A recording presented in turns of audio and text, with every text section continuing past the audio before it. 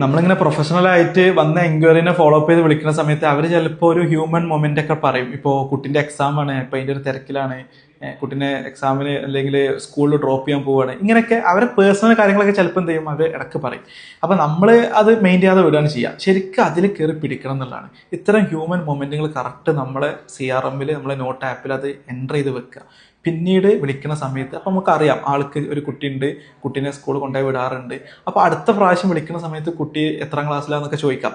അപ്പോൾ അവിടെ ഉണ്ടാകുന്ന ഒരു സംഗതി വെച്ചാൽ ഒരു ഹ്യൂമൻ പേഴ്സണൽ കാര്യം അവർ നമ്മളെ മുമ്പിൽ എങ്ങനെയോ അവരറിയാതെ വായിന്ന് വീണതൊക്കെ ആയിരിക്കും നമ്മളെ അടുത്ത് ഷെയർ ചെയ്തു. അപ്പം അത് മനസ്സിലാക്കി ആ ഒരു സൗഹൃദത്തിലൂടെ, ആ ഒരു കംഫർട്ട് സോണിലൂടെ, ആ ഒരു സർക്കിളിൽ ഉള്ള ഒരാളെ പോലെ നമ്മൾ വിശേഷം അറിഞ്ഞിട്ടൊക്കെ അത് ട്രാക്ക് ചെയ്ത് നമ്മൾ രണ്ടാമത് വിളിക്കുന്ന സമയത്ത് ചോദിച്ച് സംസാരിക്കുകയൊക്കെ ആണെങ്കിൽ അവിടെ ഉണ്ടാവുന്നത് എന്താ വെച്ച് കഴിഞ്ഞാൽ ഒരു സെയിൽസ് പേഴ്സൺ എന്നുള്ളതിൻ്റെ അപ്പുറത്തേക്ക് ഒരു ഫ്രണ്ട്ലി ആയിട്ടുള്ള ഒരു കണക്ഷൻ ബിൽഡ് ചെയ്യാൻ സഹായിക്കും. അപ്പോൾ ഇത്തരം ക്ലയൻറ്റിൻ്റെ അടുത്ത് വരുന്ന ഇത്തരം പേഴ്സണൽ കാര്യങ്ങളൊക്കെ സെയിൽസിൻ്റെ അർത്ഥത്തിൽ അതൊക്കെ ജെംസുകളാണ്. അത് നമ്മൾ പെറുക്കിയെടുക്കണം. ഓരോ ക്ലയൻസും ഇത്തരത്തിൽ അവരുടെ അടുത്ത് നിന്ന് കിട്ടുന്ന പേഴ്സണൽ ഡാറ്റാസ് നമ്മൾ പെറുക്കിയെടുത്തിട്ട് അതൊരു കച്ചിത്തുരുമ്പായിട്ട് അവരായിട്ട് കണക്ഷൻ ബിൽഡ് ചെയ്യാൻ ശ്രമിക്കണം.